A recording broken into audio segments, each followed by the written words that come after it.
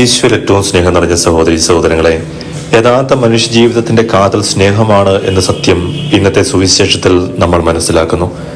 Sabbath ദിവസം വയലിലൂടെ കടന്നുപോയ ഈശോയുടെ ശിഷ്യന്മാർ കതിരുകൾ പറിക്കുവാൻ തുടങ്ങിയപ്പോൾ അവർ സാബത്ത് നിയമം ലംഘിച്ചുവെന്ന് ഫരിസേയർ ചൂണ്ടിക്കാണിച്ചു. അതിനുള്ള മറുപടിയായി ഈശോ ഇപ്രകാരം പറഞ്ഞുവെന്ന് മർക്കോസിന്റെ സുവിശേഷം 2-ാം അധ്യായം 27-ാം വചനത്തിൽ നാം വായിക്കുന്നു. സാബത്ത് മനുഷ്യന് വേണ്ടിയാണ്, മനുഷ്യൻ സാബത്തിനു വേണ്ടിയല്ല. മനുഷ്യൻ കാണുകയും വിധിക്കുകയും ചെയ്യുന്നത് പോലെയല്ല ദൈവം നമ്മെ വിധിക്കുന്നത്. നമ്മൾ മറ്റുള്ളവരുടെ ബാഹ്യരൂപം കണ്ട് വിലയിരുത്തുമ്പോൾ ദൈവം അവന്റെ ഹൃദയഭാവം വിലയിരുത്തുന്നു. ദൈവത്തിന്റെ കാഴ്ചപ്പാടുകൾ മനുഷ്യരുടെ ഇടയിൽ നിന്ന് എത്രയോ വ്യത്യസ്തമാണെന്ന് പഴയ നിയമ ചരിത്രത്തിൽ ഉടനീളം നാം കാണുന്നുണ്ട്.